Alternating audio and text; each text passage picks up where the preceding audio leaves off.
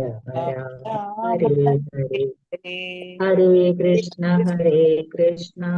കൃഷ്ണ കൃഷ്ണ ഹരേ ഹരേ, ഹരേ രാമ രാമ രാമ ഹരേ ഹരേ ഹരേ. ഹരേ. ഹരേ ഹരേ കൃഷ്ണ കൃഷ്ണ കൃഷ്ണ കൃഷ്ണ ഹരേ ഹരേ, ഹരേ രാമ രാമ രാമ രാമ ഹരേ ഹരേ. ഹരേ. ഹരേ കൃഷ്ണ കൃഷ്ണ കൃഷ്ണ കൃഷ്ണ ഹരേ ഹരേ ഹരേ, ഹരേ. ഹരേ രാമ രാമ രാമ.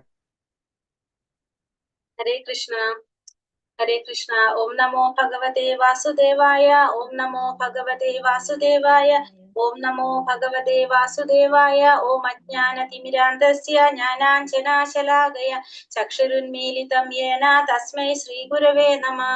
നമോ വിഷ്ണുപാദായ കൃഷ്ണപ്രേഷ്ഠായ ഭൂതലേ ശ്രീമതേ ഭക്തിവേദാന്ത സ്വാമിനിതി നാമിനേ.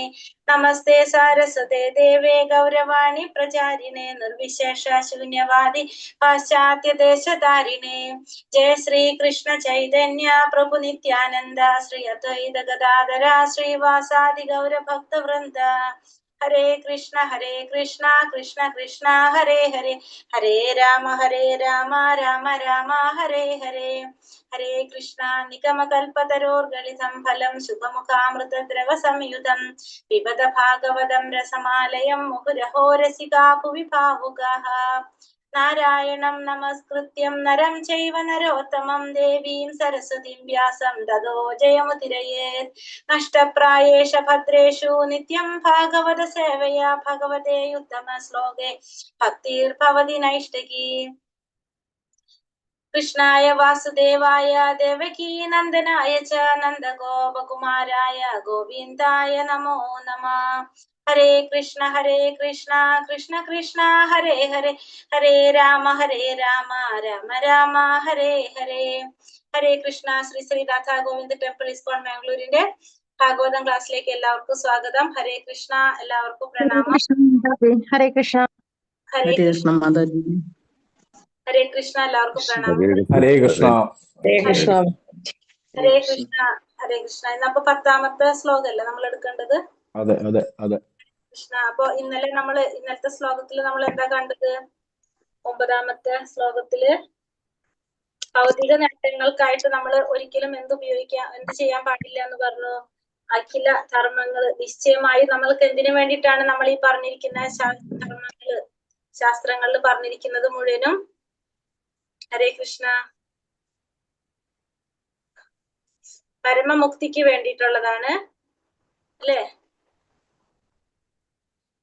അതെ.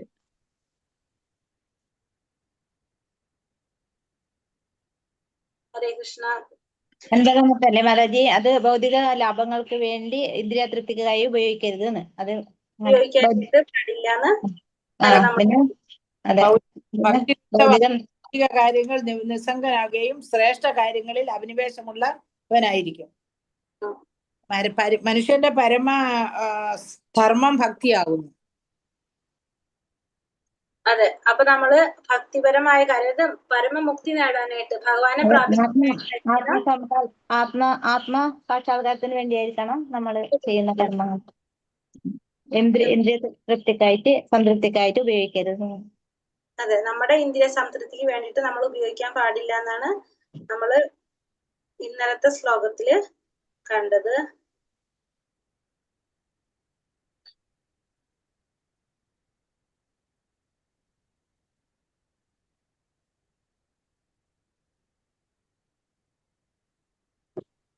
ഹരേ കൃഷ്ണ. ഇന്നത്തെ ശ്ലോകം 10.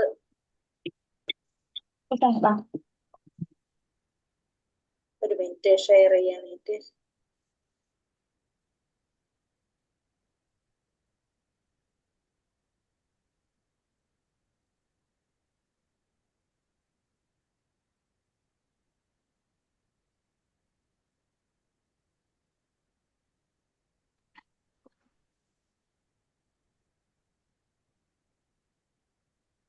മൊബൈലിൽ നിന്ന് ചെയ്തു തരുന്നുണ്ട്. കേൾക്കുന്നുണ്ടോ? എക്ക വരുന്നുണ്ടോ? ഉണ്ട്. എക്കോ ഇല്ലല്ലോ? ക്ലിയർ ഹരേ ആണ്. ഓക്കെ. ഹരേ കൃഷ്ണ. ഓം നമോ ഭഗവതേ വാസുദേവായ. കാമസ്യ നേന്ദ്രിയ പ്രതി ലാഭോ ജീവേത യാവത ജീവസ്യ തത്വ ജിജ്ഞാസ നാർത്ഥോ യശ്ചേഹ കർമ്മഭിഃ. കാമസ്യാനേന്ദ്രിയ പ്രീതി ലാഭോ ജീവേത യാവത ജീവസ്യ തത്വ ജിജ്ഞാസ നാർത്ഥോ യശ്ചേഹ കർമ്മിഭിഃ. ഹരേ കൃഷ്ണ, ചൊല്ലിക്കോളൂ. കാമസ്യനേന്ദ്രിയ പ്രീതി ലാഭോ ജീവേത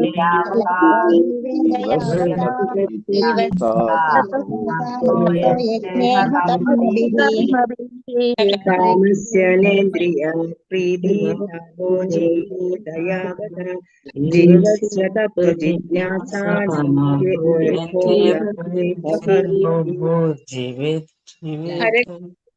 ധർമ്മസ്യ വർഗസ്യ നാർത്ഥോർത്ഥായോപകൽപ്പതേ.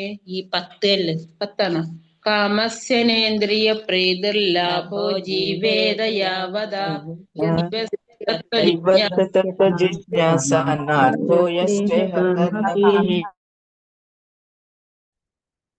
കാമസ്യ ആഗ്രഹങ്ങളുടെ, ന ഇല്ല, ഇന്ദ്രിയ ഇന്ദ്രിയങ്ങൾ, പ്രീതി സംതൃപ്തി, ലാഭ ലാഭം, ജീവേത സംരക്ഷണം, യാവത അത്രത്തോളം മാത്രം, ജീവസ്യ ജീവാത്മാക്കളുടെ, തത്വ നിരപേക്ഷ സത്യം, ജിജ്ഞാസ അന്വേഷണങ്ങൾ, ന അല്ല, അർത്ഥ അവസാനം, യ ച ഇഹ എന്തൊക്കെയായാലും അതിനു പുറമെ, കർമ്മഭിഃ കർമ്മസംബന്ധ പ്രവർത്തനങ്ങൾ.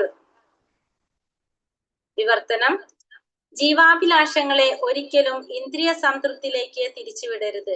ശാരീരിക സൗഖ്യത്തിനുപരിയായി മറ്റൊന്നും തന്നെ ആഗ്രഹിക്കരുത്. കാരണം മനുഷ്യജന്മം നിരപേക്ഷ സത്യത്തെ കുറിച്ചുള്ള അന്വേഷണത്തിനു വേണ്ടി മാത്രമുള്ളതാണ്. നമ്മുടെ പ്രവർത്തന ലക്ഷ്യം മറ്റൊന്നും തന്നെയാവരുത്. അപ്പോ നമ്മൾ ഇന്നലത്തെ ശ്ലോകത്തില് ലാസ്റ്റ് പറഞ്ഞത് എന്താണ്? ഭൗതിക നേട്ടത്തിനായിട്ട് മാത്രം യാതൊരുവിധ കർമ്മബന്ധ സേവനത്തിലും ഏർപ്പെടാനായിട്ട് പാടില്ല. ഭൗതിക നേട്ടങ്ങൾ ഇന്ദ്രിയ സംതൃപ്തിക്കായിട്ട് ഉപയോഗിക്കാനായിട്ട് പാടില്ല. ഭൗതിക നേട്ടങ്ങൾ എപ്രകാരമാണ് വിനിയോഗിക്കേണ്ടതെന്ന് അടുത്ത ശ്ലോകത്തിൽ പറയുന്ന കണ്ടതല്ലേ നമ്മൾ. അപ്പൊ ഇവിടെ ഇതിൽ പറയുന്നത് എന്താണ്? ഇനി ഭൗതിക നേട്ടങ്ങൾ നമ്മൾ എങ്ങനെയാണ് ഉപയോഗിക്കേണ്ടത്? നമ്മുടെ ഇന്ദ്രിയ സംതൃപ്തിക്കായിട്ട് ഭൗതിക നേട്ടങ്ങൾ വിനിയോഗിക്കാൻ പാടില്ല എന്നാണ് 9ാമത്തെ ശ്ലോകത്തിൽ നമ്മൾ കണ്ടത്. 10ാമത്തിൽ ഇപ്പൊ എന്താ പറയണത്? ജീവിതാഭിലാഷങ്ങൾ ഒരിക്കലും ഇന്ദ്രിയ സംതൃപ്തിയിലേക്ക് തിരിച്ചുവിടരുത്. അപ്പൊ ജീവിതത്തിന്റെ അഭിലാഷങ്ങളെ നമ്മൾ ഒരിക്കൽ പോലും ഇന്ദ്രിയ സംതൃപ്തിയിലേക്ക് തിരിച്ചുവിടാനായിട്ട് പാടില്ല. ശാരീരിക സൗഖ്യത്തിനുപരിയായി മറ്റൊന്നും തന്നെ ആഗ്രഹിക്കരുത്. ശാരീരിക സൗഖ്യത്തിന് ഉപരിയായിട്ട് മറ്റൊന്നും നമ്മൾ ആഗ്രഹിക്കാൻ പാടില്ല. കാരണം മനുഷ്യജന്മം എന്തിനാണ്? നിരപേക്ഷ സത്യത്തെ കുറിച്ചുള്ള അന്വേഷണത്തിന് വേണ്ടി മാത്രമുള്ളതാണ്. നമ്മുടെ പ്രവർത്തന ലക്ഷ്യം മറ്റൊന്നും തന്നെയാകരുത്. അപ്പൊ നമ്മുടെ പ്രവർത്തന ലക്ഷ്യം എന്താണ്?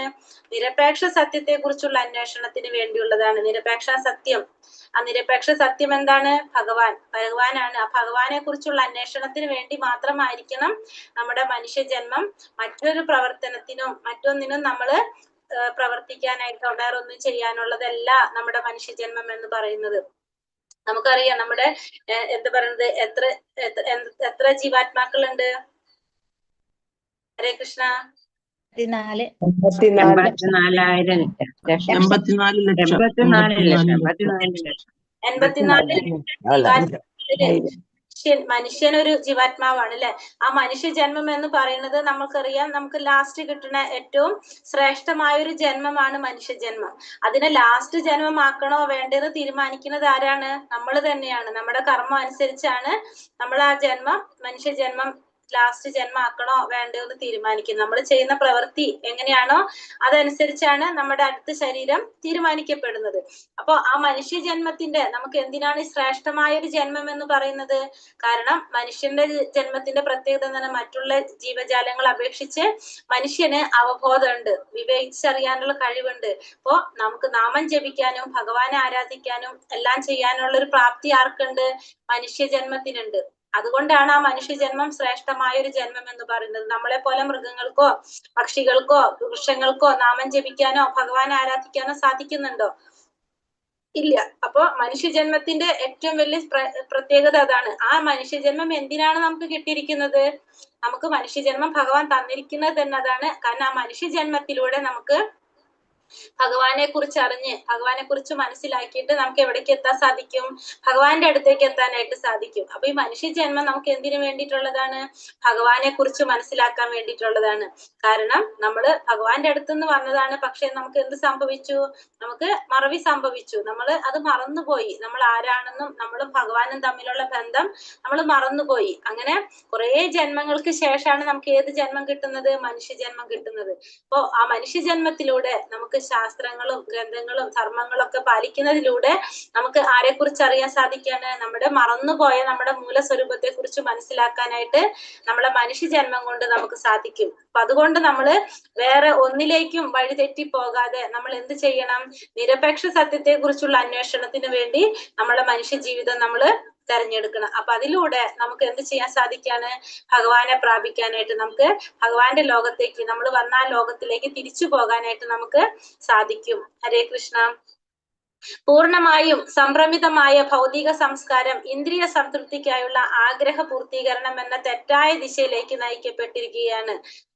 ഇതേ ഇന്ദ്രിയാസ്വാദന വാസന തന്നെയാണ് രാഷ്ട്രീയത്തിലും സാമൂഹ്യ സേവനത്തിലും പരക്ഷേമ തൽപരതയിലും പരോപകാര തൽപരതയിലും എന്തിന് മതത്തിലും പരിത്രാണ മാർഗത്തിലും പോലും മുന്നിട്ട് നിൽക്കുന്നത്. സ്വാർത്ഥ ഇന്ദ്രിയ സന്ദർപ്പണത്തിനായി രാഷ്ട്രീയ നേതാക്കൾ തമ്മിൽ അടിപിടി കൂടുന്നു. ഇന്ദ്രിയ തൃപ്തി വാഗ്ദാനം ചെയ്യുന്ന അത്തരം നേതാക്കളെ ജനങ്ങൾ ഗാഢമായി സ്നേഹിക്കുന്നു. ഇന്ദ്രിയ ഇച്ഛാവൃത്തിയിൽ അസംതൃപ്തരാകുന്ന വോട്ടർമാർ തൽക്ഷണം തന്നെ നേതാക്കളെ സ്ഥാനഭ്രഷ്ടരാക്കുന്നു. നിശ്ചയമായും നേതാക്കൾ വോട്ടർമാരുടെ ഇന്ദ്രിയങ്ങളെ തൃപ്തമാക്കാതെ സദാ അവരെ നിരാശരാക്കുന്നു. അപ്പോ ഇവിടെ എന്താ പറയുന്നത്? പൂർണ്ണമായും സംഭ്രമിതരായ ഭൗതിക സംസ്കാരം ഇന്ദ്രിയ സംതൃപ്തിക്കായുള്ള ആഗ്രഹ പൂർത്തീകരണം എന്ന തെറ്റായ ദിശയിലേക്ക് നയിക്കപ്പെട്ടിരിക്കുകയാണ്. അപ്പോ നമ്മള് പൂർണ്ണമായിട്ടും സംഭ്രമിതരാണ്. ഭൗതികമായിട്ടുള്ള നമ്മുടെ ഈ സംസ്കാരം അപ്പൊ ഈ സംഭ്രമിതമായ നമ്മുടെ ഈ ഭൗതിക സംസ്കാരം നമ്മുടെ ഇന്ദ്രിയ സംതൃപ്തിക്ക് വേണ്ടിയിട്ടുള്ള ആഗ്രഹ പൂർത്തീകരണം എന്ന തെറ്റായ ദിശയിലേക്ക് നയിക്കപ്പെട്ടിരിക്കുകയാണ്. ഇതേ ഇന്ദ്രിയാസ്വാദന വാസന തന്നെയാണ് രാഷ്ട്രീയത്തിലും സാമൂഹ്യ സേവനത്തിലും പരക്ഷേമ താല്പര്യതയിലും പരോപകാര താല്പര്യതയിലും എന്തിന് മതത്തിലും പരിത്രാണ മാർഗത്തിൽ പോലും മുന്നിട്ട് നിൽക്കുന്നത്. അപ്പൊ എല്ലാവരും മുന്നിട്ട് നിൽക്കുന്നത് എന്ത് തന്നെയാണ്? ഈ ഇന്ദ്രിയാസ്വാദനം അല്ലെങ്കിൽ ഇന്ദ്രിയ താല്പര്യം, അത് തന്നെയാണ് എല്ലാവരും മുന്നിട്ട് നിൽക്കുന്നത്. സ്വാർത്ഥ ഇന്ദ്രിയ സന്ദർപ്പണത്തിനായി രാഷ്ട്രീയ നേതാക്കൾ തമ്മിൽ അടിപിടി കൂടുന്നു. അപ്പൊ ഓരോരുത്തരും തങ്ങളുടേതായ ആഗ്രഹങ്ങൾ നടത്താൻ വേണ്ടിയിട്ട് തമ്മില് അടികൂടിക്കൊണ്ടിരിക്കുകയാണ്. എല്ലാവർക്കും അവരവരുടേതായിട്ടുള്ള താല്പര്യങ്ങൾ സംരക്ഷിക്കുക, അതാണ് എല്ലാവരുടെയും ലക്ഷ്യം. ഇന്ദ്രിയ തൃപ്തി വാഗ്ദാനം ചെയ്യുന്ന അത്തരം നേതാക്കളെ ജനങ്ങൾ ഗാഢമായി സ്നേഹിക്കുന്നു. അപ്പോ നമ്മളെ പോലുള്ള ജനങ്ങൾ എന്താ ചെയ്യണത്? അങ്ങനെ ഇന്ദ്രിയ തൃപ്തി വാഗ്ദാനം ചെയ്യുന്ന നേതാക്കളെ സ്നേഹിക്കുകയാണ് ചെയ്യുന്നത്. ഇന്ദ്രിയ ഇച്ഛാ നിവർത്തിയിൽ അസംതൃപ്തരാകുന്ന വോട്ടർമാർ തൽക്ഷണം തന്നെ നേതാക്കളെ സ്ഥാനഭ്രഷ്ടരാകുന്നു. അപ്പോ ഇന്ദ്രിയ തൃപ്തി വാഗ്ദാനം ചെയ്യുമ്പോൾ നമ്മൾ അവരെ സ്നേഹിക്കും. പക്ഷെ നമുക്കത് കിട്ടിയില്ല എന്ന് വരുമ്പോഴോ ആ ഇച്ഛാ നിവൃത്തിയിൽ അസംതൃപ്തരാകുന്ന വോട്ടർമാർ തൽക്ഷണം തന്നെ അവരെ സ്ഥാനഭ്രഷ്ടരാകുന്നു. നിശ്ചയമായും നേതാക്കൾ വോട്ടർമാരുടെ ഇന്ദ്രിയങ്ങളെ തൃപ്തമാക്കാതെ സദാ അവരെ നിരാശരാക്കുന്നു. അപ്പോ എപ്പോഴും എന്താ ചെയ്യുന്നത്? വോട്ടർമാരുടെ ഇന്ദ്രിയങ്ങളെ തൃപ്തമാക്കാതെ എപ്പോഴും അവരെ നിരാശരാക്കിക്കൊണ്ടിരിക്കുകയാണ് ചെയ്യുന്നത് നേതാക്കന്മാര്. സമസ്ത മേഖലകളിലും ഇതേ അവസ്ഥയാണ് സംജാതമാകുന്നത്. അപ്പൊ എല്ലാ മേഖലകളിലും എന്താണ് അവസ്ഥ? ഇത് തന്നെയാണ് അവസ്ഥ.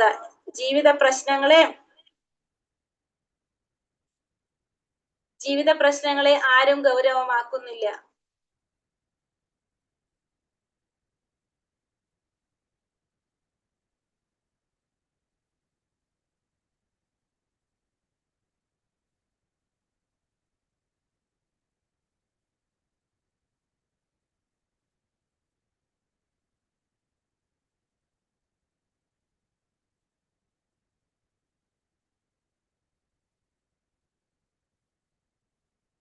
ജീവിത പ്രശ്നങ്ങളെ ആരും ഗൗരവമാക്കുന്നില്ല.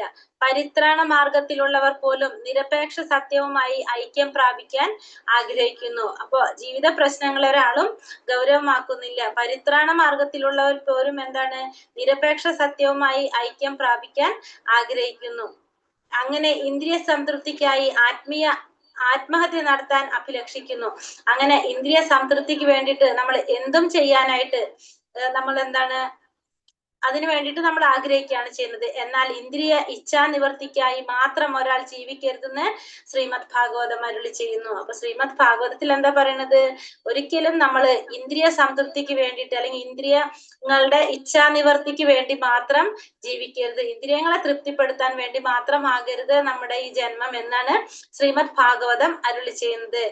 സംരക്ഷണത്തിന് എത്രത്തോളം ഇന്ദ്രിയ തൃപ്തി ആവശ്യമാണോ അത്രത്തോളം മാത്രം ഇന്ദ്രിയങ്ങളെ തൃപ്തിപ്പെടുത്തുക. ഇപ്പൊ നമ്മുടെ സംരക്ഷണത്തിന് എത്രത്തോളം ഇന്ദ്രിയ തൃപ്തി അത്യാവശ്യമാണോ അത്രമാത്രം ഇന്ദ്രിയങ്ങളെ തൃപ്തിപ്പെടുത്തുക. അല്ലാതെ അമിത ഇന്ദ്രിയ ഇച്ഛ നിവർത്തിയരുത്, അല്ലാതെ അമിതമായിട്ട് ഇന്ദ്രിയങ്ങളുടെ ഇച്ഛ നിവർത്തിക്കരുത് എന്നാണ് പറയുന്നത്. അപ്പൊ എത്രത്തോളം നമുക്ക് ഇന്ദ്രിയ തൃപ്തി അത്യാവശ്യമാണോ അത്രമാത്രം ഇന്ദ്രിയങ്ങളെ തൃപ്തിപ്പെടുത്തുക, അല്ലാതെ അമിതമായി ഇന്ദ്രിയങ്ങളുടെ ഇച്ഛ ആഗ്രഹങ്ങള്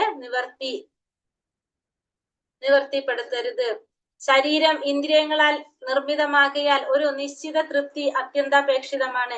ഇന്ദ്രിയങ്ങളുടെ തൃപ്തിക്കായി നിയമാനുശാസന മാർഗ നിർദ്ദേശങ്ങളുണ്ട്. എന്നാൽ ശരീരം ഇന്ദ്രിയങ്ങളാൽ നിർമ്മിതമാകിയാൽ ഒരു നിശ്ചിത തൃപ്തി അത്യന്താപേക്ഷിതമാണ്. അപ്പൊ ശരീരം എന്ന് പറയുന്നത് നമുക്കറിയാം അല്ലെ, ഇന്ദ്രിയങ്ങൾ, നമ്മുടെ ശരീരത്തിലെ കുറെ ഇന്ദ്രിയങ്ങൾ നമുക്കെല്ലാം നമ്മുടെ ഇന്ദ്രിയങ്ങളുണ്ട്. അപ്പൊ അതുകൊണ്ട് തന്നെ ഒരു നിശ്ചിത തൃപ്തി അത്യന്താപേക്ഷിതമാണ്. നമ്മുടെ ഇന്ദ്രിയങ്ങൾക്ക് നിശ്ചിതമായിട്ടൊരു തൃപ്തി അത്യന്താപേക്ഷിതമാണ്.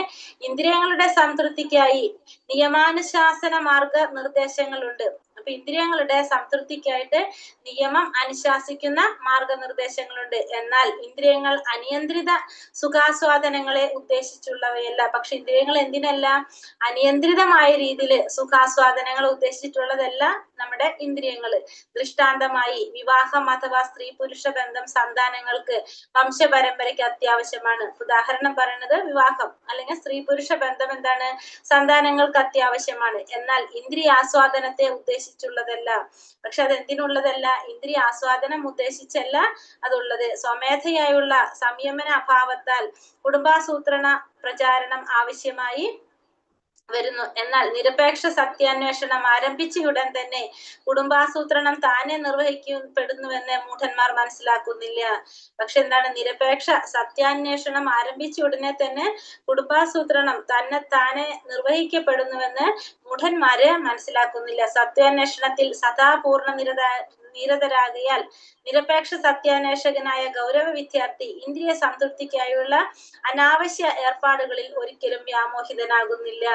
ഇപ്പൊ സത്യാന്വേഷണത്തിൽ സദാ പൂർണ്ണനിരതനാകുന്ന, ഇപ്പൊ എപ്പോഴാണോ നമ്മൾ സത്യത്തെ കുറിച്ച് അറിയാൻ ശ്രമിക്കുന്നത്, സത്യം എന്ന് പറയുന്നതാണ് സത്യം പരം ധീമഹി, പരമസത്യമായിട്ടുള്ള ഭഗവാനെ കുറിച്ച് എപ്പോഴാണോ നമ്മൾ അന്വേഷിക്കാനായിട്ട് അറിയാനായിട്ട് നമ്മൾ ശ്രമിക്കുന്നത്, അപ്പോ അങ്ങനെ നിരപേക്ഷ സത്യാന്വേഷകനായ ഗൗരവ വിദ്യാർത്ഥി ഇന്ദ്രിയ സംതൃപ്തിക്കായുള്ള അനാവശ്യ ഏർപ്പാടുകളിൽ ഒരിക്കലും വ്യാമോഹിതനാകുന്നില്ല. എപ്പോഴാണ് നമ്മൾ നിരപേക്ഷ സത്യത്തെ കുറിച്ച് അറിയാനായിട്ട് അല്ലെങ്കിൽ അന്വേഷിക്കാനായിട്ട് ആരംഭിക്കുന്നത്, അപ്പോ നമുക്ക് എന്താ സംഭവിക്കുന്നത്, സ്വാഭാവികമായിട്ടും ഇന്ദ്രിയ സംതൃപ്തിക്കായിട്ടുള്ള അനാവശ്യമായിട്ടുള്ള ഏർപ്പാടുകളിൽ അപ്പൊ നമ്മള് വ്യാമോഹിതരാകുന്നില്ല, അല്ലെങ്കിൽ അതിലൊന്നും നമ്മൾ പിന്നെ പോകുന്നില്ല. ആകയാൽ എല്ലാ ജീവിത മേഖലകളുടെയും അന്തിമ ലക്ഷ്യം നിരപേക്ഷ സത്യാന്വേഷണമാകുന്നു.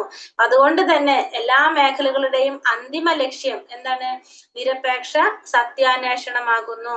വിവിധങ്ങളായ ഇന്ദ്രിയ ഇച്ഛാ നിവർത്തികളിൽ അവൻ നാമമാത്രമായി മാത്രം ഏർപ്പെടുകയാൽ, ഇപ്പൊ പലതരത്തിലുള്ള ഇന്ദ്രിയ ഇച്ഛ നിവർത്തികളില് ഒരാള് നാമമാത്രമായിട്ട് ഏർപ്പെടുകയാൽ അത്തരം പ്രവർത്തികൾ അവനെ സന്തോഷവാനാക്കുന്നു. അപ്പോ അങ്ങനെ ചെയ്യുമ്പോ എന്താണ്, അത്തരം പ്രവർത്തികള് ഒരുവനെ സന്തോഷവാനാക്കുകയാണ് ചെയ്യുന്നത്. പക്ഷെ നമ്മളെ ലക്ഷ്യം എന്തല്ല, ഇന്ദ്രിയ തൃപ്തി മാത്രമല്ല. വരും അധ്യായങ്ങളിൽ ആ നിരപേക്ഷ സത്യം എന്തെന്ന് വിശദീകരിക്കപ്പെടുന്നു. അപ്പൊ ഈ നിരപേക്ഷ സത്യത്തെ കുറിച്ചാണ് ഇവിടെ പറയുന്നത്. അപ്പൊ ഈ നിരപേക്ഷ സത്യം എന്താണെന്നാണ് അടുത്ത അധ്യായങ്ങളില് പറയുന്നത്, അടുത്ത ശ്ലോകത്തിൽ പറയുന്നത്. ഹരേ കൃഷ്ണ. ശ്ലോകം 11. വദന്തി തത്തത്വവിദ തത്വജ്ഞാനമദ്വയം ബ്രഹ്മേതി പരമാത്മേതി ഭഗവാനീതി ശബ്ദത്തെ. വദന്തി തത്തത്വവിദ തത്വം യജ്ഞാനമദ്വയം ബ്രഹ്മേതി പരമാത്മേതി ഭഗവാനീതി ശബ്ദത്തെ. ഹരേ കൃഷ്ണ. ഹരേ ഹരേ കൃഷ്ണ. ഓം നമോ ഭഗവതേ വാസുദേവായ. വദന്തി തത്തത്വവിദസ്തത്വം യജ്ഞാനമദ്വയം ബ്രഹ്മേതി പരമാത്മേതി ബ്രഹ്മേതി പരമാത്മേതി ഭഗവാനിതി സത്യത്തെ. വദന്തി തത്വവിദസ്തത്വം യജ്ഞാനമദ്വയം ബ്രഹ്മേതി പരമാത്മേതി ഭഗവാനീതി സത്യത്തെ. ഹരേ കൃഷ്ണ. അപ്പൊ വദന്തി തത്തത്വവിദം തത്വം യജ്ഞാനമദ്വയം ബ്രഹ്മേതി പരമാത്മേതി ഭഗവാനീതി ശബ്ദത്തെ. വദന്തി അവർ പ്രസ്താവിക്കുന്നു, തത് അത്, തത്വവിദ വിജ്ഞാനി.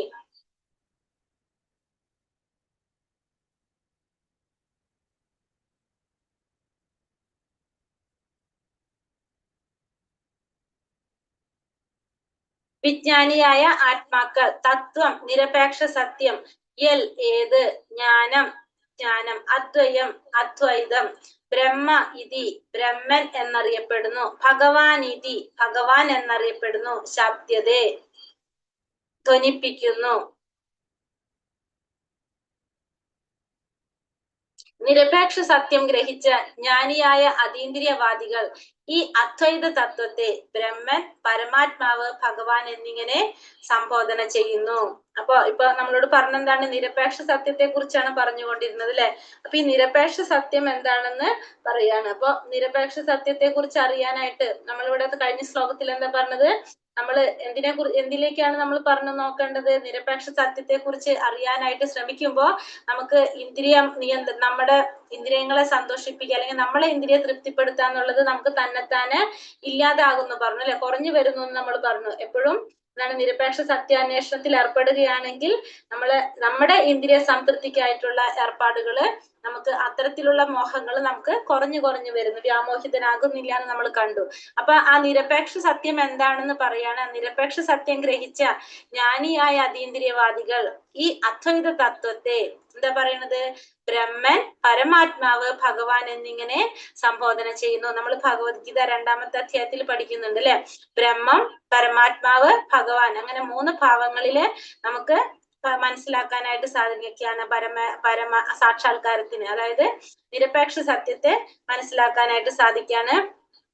ബ്രഹ്മൻ, പരമാത്മാവ്, ഭഗവാൻ, ഇങ്ങനെ 3 ഭാവങ്ങളില് നമുക്ക് നിരപേക്ഷ സത്യത്തെ സംബോധന ചെയ്യാം. നിരപേക്ഷ സത്യം കാര്യവും കാരണവുമാകുന്നു. അപ്പൊ എല്ലാത്തിനുള്ള കാര്യവും കാരണവും ആരാണ്? നിരപേക്ഷ സത്യമാണ്. അവ തമ്മിൽ ഗുണപരമായി യാതൊരു വ്യത്യാസവും ഇല്ല. ആകയാൽ ബ്രഹ്മൻ, പരമാത്മാവ്, ഭഗവാൻ എന്നിവയെല്ലാം ഗുണപരമായി ഏകവും അഭിന്നവുമാകുന്നു.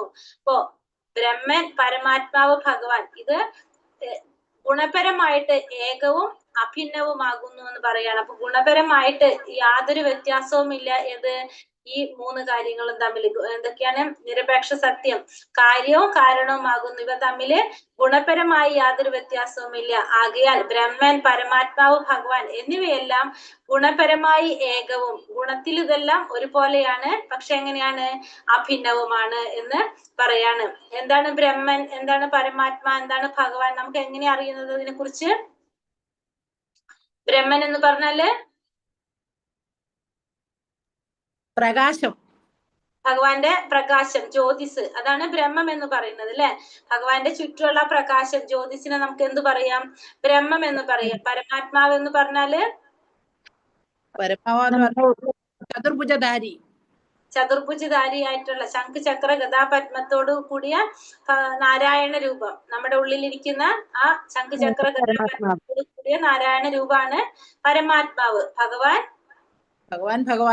സച്ചിദാനന്ദ സച്ചിദാനന്ദ സ്വരൂപനായിട്ടുള്ള ഭഗവാൻ ശ്രീകൃഷ്ണൻ. അങ്ങനെ 3 ഭാവത്തില് നമുക്ക് ആരെ കുറിച്ച് അറിയാൻ സാധിക്കും? ഈ നിരപേക്ഷ സത്യത്തെ കുറിച്ച് മനസ്സിലാക്കാനായിട്ട് സാധിക്കും. അപ്പോ ഗുണപരമായിട്ട് ഇതെല്ലാം എങ്ങനെയാണ്? ഏകമാണ്, പക്ഷെ അഭിന്നവുമാണിത്. എന്താ പറഞ്ഞ? ഉപനിഷത്ത് വിദ്യാർത്ഥികൾ അമൂർത്തക ബ്രഹ്മമായും യോഗികൾ ഒരു പ്രത്യേക സ്ഥല വിഭാഗത്തിൽ മാത്രം ഒതുങ്ങി നിൽക്കുന്ന പരമാത്മാവായും ഭക്തന്മാർ ഭഗവാനായും സാക്ഷാത്കരിക്കുന്നതും ഒരേ തത്വത്തെയാണ്. അപ്പൊ ഫസ്റ്റ് എന്ന് പറഞ്ഞ ഉപനിഷത്ത് വിദ്യാർത്ഥികൾ അമൂർത്തക ബ്രഹ്മമായും, അപ്പൊ ബ്രഹ്മത്തിലേക്ക് ബ്രഹ്മത്തെ ആരാധിക്കുന്നവരെന്ന് പറയുമ്പോ അവരുടെ ചിന്താഗതി, അവരുടെ കൺസെപ്റ്റ് എങ്ങനെയാണ്? അവര് ഭഗവാന് ഈ നിരപേക്ഷ സത്യത്തിന് അവരെന്താണ് ചിന്തിക്കുന്നത്? അതിനൊരു രൂപമില്ല, അല്ലെ? ഒരു പ്രകാശം പോലെയാണ്, പ്രകാശമായിട്ടാണ് എന്തിനെ കാണുന്നത്? ഈ സത്യത്തെ കാണുന്നത്. അപ്പൊ അതുകൊണ്ട് അവരെന്താണ്? ആ വിദ്യാർത്ഥികൾ അല്ലെങ്കിൽ ആ ബ്രഹ്മത്തെ ആരാധിക്കുന്നവര് ഭഗവാന്റെ ആ പ്രകാശത്തിലേക്കാണ് ലയിച്ചു പോണത്. നമുക്കൊരു അത് അങ്ങനെയുള്ളൊരു മുക്തിക്ക് എന്താ പറയുക നമ്മള്? പ്രകാശത്തിൽ ലയിച്ചു പോകുന്ന ഒരു മുക്തി. 5 തരം മുക്തിയിൽ ഏത് മുക്തിയാണ് അവർക്ക് കിട്ടുന്നത്? സായുജ്യ മുക്തി. അവർക്ക് കിട്ടുന്ന മുക്തി സായുജ്യ മുക്തിയാണ് അവർക്ക് ലഭിക്കുന്നത്. കാരണം അവര് ഭഗവാന്റെ ആ പ്രകാശത്തിലേക്ക് ലയിച്ചു പോകാണ്. പ്രകാശത്തെ മാത്രം അറിയുന്നുള്ള ഭഗവാനെ കുറിച്ച് അവർ അറിയുന്നേ ഇല്ല. അവരുടെ രീതിയിൽ എങ്ങനെയാണ്? ഭഗവാൻ എന്ന് പറഞ്ഞ ഒരു പ്രകാശാണ്, അത്രേ അവർക്ക് അറിയുള്ളൂ. ആ സത്യം, നിരപേക്ഷ സത്യം, അതൊരു ജ്യോതിസ്, ഒരു പ്രകാശം, അത്രേ അവർക്ക് മനസ്സിലാകുന്നുള്ളൂ. പക്ഷെ യോഗികൾ എങ്ങനെയാണ്? നമ്മൾ പറഞ്ഞു, യോഗികള് ഒരു പ്രത്യേക സ്ഥലത്ത് ഇരുന്ന് ധ്യാനിച്ച് കുറെ വർഷങ്ങൾ ധ്യാനിച്ച് സാക്ഷാത്കരിക്കുകയാണ് ചെയ്യുന്നത്. ഏത് ഭാവത്തിലാ സാക്ഷാത്കരിക്കുന്നത്? പരമാത്മാ സാക്ഷാത്കാരത്തില് ഭഗവാനെ സാക്ഷാത്കരിക്കുകയാണ് ചെയ്യുന്നത് യോഗികള്. ഭക്തന്മാര് ഭഗവാനെ സാക്ഷാത്കരിക്കുന്നത് ഭഗവാനായിട്ടാണ് സാക്ഷാത്കരിക്കുന്നത്. സച്ചിദാനന്ദ സ്വരൂപനായിട്ടുള്ള ഭഗവാനെ, ശ്രീകൃഷ്ണ രൂപത്തില് ഭഗവാനെ സാക്ഷാത്കരിക്കാൻ ആർക്ക് സാധിക്കാണ്? ഭക്തന്മാർക്ക്. അപ്പൊ ഇവര് 3 പേരും എങ്ങനെയാണ്? 3 തരത്തിലാണ്. ഒന്ന് ബ്രഹ്മത്തെ, ഒന്ന് പരമാത്മാവിനെ, ഒന്ന് ഭഗവാനെ സാക്ഷാത്കരിക്കുകയാണ് ചെയ്യുന്നത്. മറ്റൊരു തരത്തിൽ പറയുകയാണെങ്കിൽ ഭഗവാൻ അഥവാ പരമദിവ്യത്വ പുരുഷൻ നിരപേക്ഷ സത്യത്തിന്റെ അവസാന ആകുന്നു. അപ്പം വേറൊരു തരത്തിൽ നമുക്ക് പറയുകയാണെങ്കിൽ എന്താണ്? ഭഗവാൻ എന്ന് പറയുന്നത് ആ നിരപേക്ഷ സത്യത്തിന്റെ അവസാന വാക്കാണ്. എന്ത്? ഭഗവാൻ എന്ന് പറയുന്നത് ബ്രഹ്മം, പരമാത്മാ, ഭഗവാൻ. അപ്പൊ ആ ഭഗവാൻ പരമദിവ്യോത്തമ പുരുഷന്റെ നിരപേക്ഷ സത്യത്തിന്റെ അവസാന വാക്കാണ് ഭഗവാൻ എന്ന് പറയുന്നത്. പരമദിവ്യോത്തമ പുരുഷന്റെ ഭാഗിക ചിത്രീകരണമായ അമൂർത്തക ബ്രഹ്മം പരമദിവ്യോത്തമ പുരുഷന്റെ ഉജ്ജ്വല തേജസ് ആകുന്നു. അപ്പൊ ഒന്നുകൂടി ക്ലിയർ ആക്കി തരാണ്. പരമദിവ്യോത്തമ പുരുഷന്റെ ഭാഗിക ചിത്രീകരണമായിട്ടുള്ള ആ അമൂർത്തക ബ്രഹ്മം എന്ന് പറയുന്നത് എന്താണ്? ഭഗവാന്റെ എവിടെയാണ്? ഭഗവാന്റെ പ്രകാശം, ഭഗവാന്റെ പ്രകാശം, ഉജ്ജ്വല തേജസ് ആകുന്നു ഇവിടെ പറഞ്ഞത്. അപ്പൊ ഭഗവാന്റെ ആ തേജസ് ആണ് എന്ത്? ബ്രഹ്മം എന്ന് പറയുന്നത്. ആ ജ്യോതിസ്, ആ പ്രകാശം, ഭഗവാന്റെ ശരീരത്തിൽ കാണുന്ന പ്രകാശം അല്ലെങ്കിൽ ജ്യോതിസ് എന്ന് പറയാം നമുക്ക്. അതാണ് ബ്രഹ്മം എന്ന് പറയുന്നത്. സൂര്യദേവന് സൂര്യരശ്മികളെ പോലെയാണ് ഭഗവാന് ബ്രഹ്മം. അപ്പൊ സൂര്യദേവന് എപ്രകാരമാണ് സൂര്യന്റെ രശ്മികൾ, അതുപോലെ തന്നെയാണ് ഭഗവാന് ബ്രഹ്മം എന്ന് പറയുന്നത്. നമുക്ക് പറയില്ല, ദേവന്മാരൊക്കെ ഭഗവാന് പ്രത്യക്ഷപ്പെടുമ്പോ ചുറ്റും ഒരു പ്രകാശവലയം വരും അല്ലെ നമുക്ക് കാണുമ്പോ. ആ ജ്യോതിസ്, ആ പ്രകാശത്തിനാണ് എന്ത് പറയുന്നത്? ബ്രഹ്മം എന്ന് പറയുന്നത്. അപ്പൊ ഈ ബ്രഹ്മത്തിൽ ലയിക്കുന്നവർ ഒരിക്കലും എന്ത് കാണുന്നില്ല? ഭഗവാന്റെ ആ രൂപത്തെ കാണുന്നില്ല. അവർ ആ ബ്രഹ്മത്തിൽ ലയിക്കുകയാണ് ചെയ്യുന്നത്. അവർക്ക് ഭഗവാന്റെ ആ രൂപത്തെ കുറിച്ച് അപ്പോ അറിയാനായിട്ട് സാധിക്കുന്നില്ല. വീണ്ടും ജന്മം എടുത്ത് കുറെ വർഷങ്ങൾ കഴിയുമ്പോൾ അവർക്ക് എത്താം. പക്ഷെ അവർ ബ്രഹ്മത്തെ കുറിച്ച് അറിയുന്ന സമയത്ത് അവർക്ക് എന്തറിയുള്ളൂ? ഭഗവാൻ എന്ന് പറഞ്ഞ അവരുടെ കണക്കില് ബ്രഹ്മമാണ്, ആ പ്രകാശമാണ്. മേൽ പ്രസ്താവിച്ച കാര്യങ്ങളെ അല്പജ്ഞാനികളായ വിദ്യാർത്ഥികൾ ചിലപ്പോൾ യഥാക്രമമായി സ്വതത്വ സാക്ഷാത്കാരത്തിന് അനുകൂലമായി വാദിക്കുന്നു. മേൽ പ്രസ്താവിച്ച കാര്യങ്ങളെ അല്പജ്ഞാനികളായ വിദ്യാർത്ഥികൾ ചിലപ്പോൾ യഥാക്രമമായി സാക്ഷാത്കാരത്തിന് അനുകൂലമായി വാദിക്കുന്നു. എന്നാൽ നിരപേക്ഷ സത്യ പൂർണാഭിജ്ഞനായ ദാർശനികർ മുകളിൽ പ്രസ്താവിച്ച ത്രിവിധ ലക്ഷണങ്ങളും ഒരേ നിരപേക്ഷ സത്യത്തിന്റെ വിഭിന്ന വീക്ഷണകോണുകളിലൂടെ ഉള്ള വ്യത്യസ്ത കാഴ്ചപ്പാടുകളാകുമെന്ന് ശരിക്കും മനസ്സിലാക്കുന്നു. അപ്പോ ഈ ബ്രഹ്മത്തിൽ ലയിക്കുന്ന അല്ലെങ്കിൽ ബ്രഹ്മത്തെ ആരാധിക്കുന്ന ആ അല്പജ്ഞാനികളായ വിദ്യാർത്ഥികള് അപ്പൊ എന്താണ് ചിന്തിക്കുന്നത്? അവര് അവരുടെ സാക്ഷാത്കാരത്തിന് അവരുടെ സാക്ഷാത്കാരം എന്താണ്? ബ്രഹ്മത്തിൽ ലയിക്കുക. അതാണ് ബ്രഹ്മ സാക്ഷാത്കാരാണ് അവര്.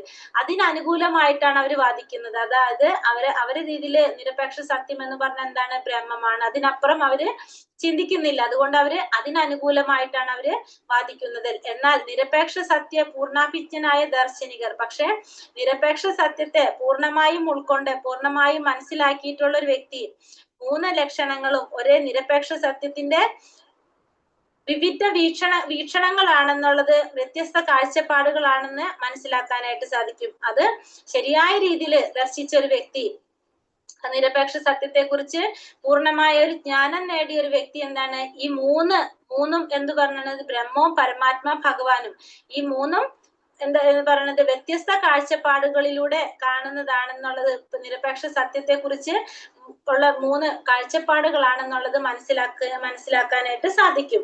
ഭാഗവതത്തിലെ പ്രഥമാധ്യായത്തിലെ പ്രഥമ ശ്ലോകത്തിൽ പ്രസ്താവിച്ചിരിക്കുന്നത് പോലെ പരമസത്യം സ്വയം പര്യാപ്തവും അഭിജ്ഞാന സമ്പൂർണവും മായയിൽ നിന്നും വിമുക്തവുമാകുന്നു.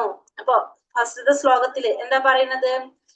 പ്രഥമ ശ്ലോകത്തിൽ പറയുന്ന പോലെ അല്ലെ, പ്രഥമ ശ്ലോകത്തിൽ പ്രസ്താവിച്ചിരിക്കുന്നത് പോലെ പരമസത്യം സ്വയം പര്യാപ്തമാണ്. പിന്നെന്താ പറഞ്ഞ? അഭിജ്ഞാന സമ്പൂർണമാണ്, പൂർണ്ണാഭിജ്ഞനാണ്. പിന്നെ മായയിൽ നിന്നും വിമുക്തനാണ്, മായയിൽ നിന്നും വിമുക്തനായിട്ട് കഴിയുന്നതാണ്. നമ്മള് കണ്ടതാണ് അല്ലെ, ഒന്നാമത്തെ ശ്ലോകത്തില് പരമസത്യം പര്യാപ്തമാണ്, അഭിജ്ഞാന സമ്പൂർണവും മായയിൽ നിന്ന് വിമുക്തനുമാണ്. ആപേക്ഷിക ലോകത്തിൽ ജ്ഞാതാവ് വിശ്രുതത്തിൽ നിന്നും വിഭിന്നമാണ്. എന്നാൽ നിരപേക്ഷ സത്യത്തിൽ ജ്ഞാതാവും വിദിതവും ഏകവും അഭിന്നവുമാകുന്നു. അപ്പോ ഇവിടെ എന്താ പറഞ്ഞത്? എന്നാൽ നിരപേക്ഷ സത്യത്തില് ജ്ഞാതാവും വിദിതവും ഏകവും അഭിന്നവുമാകുന്നു. അപ്പൊ ഇവിടെ എന്താ പറഞ്ഞ? ഏകവുമാണത്, അഭിന്നവുമാണ്. എന്ത്? നിരപേക്ഷ സത്യത്തില്. ആപേക്ഷിക ലോകത്തിൽ എങ്ങനെയാണ്? ജ്ഞാതാവ് ജീവസത്ത അഥവാ പരമശക്തിയും ശ്രേഷ്ഠ, അതേസമയം വിദിതം വിശ്രുതവും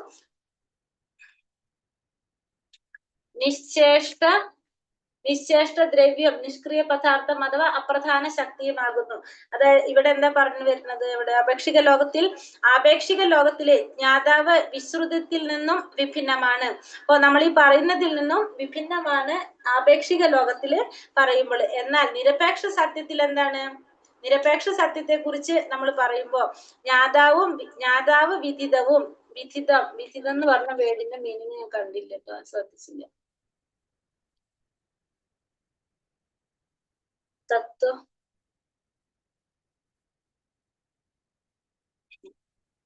നോക്കണത് ഏകവും അഭിന്നവുമാകുന്നത് ഒരേപോലെ, ഏകവുമാണത്, അഭിന്നവുമാണ്. ആപേക്ഷിക ലോകത്തിൽ ജ്ഞാതാവ് അതായത് ജീവസത്ത അഥവാ പരമശക്തിയും പരമശക്തിയും അതേസമയം വിദിതം എന്ന് വെച്ചാൽ വിശ്രുതം എന്ന് പറയുന്നുണ്ടല്ലോ ഇവിടെ. അതേസമയം അത് വിദിതം നിശ്ചേഷ്ട ദ്രവ്യം അത് നിഷ്ക്രിയ പദാർത്ഥം അഥവാ അപ്രധാന ശക്തിയാണെന്ന് പറയാണ്. ഏത്? ജീവാത്മാവ്. ഇവിടെ നിന്ന് ജീവസത്യം പരമശക്തിയും അതേസമയം വിശ്രുതം നിശ്ചേഷ്ട ശക്തി. ഇതിലാണല്ലേ.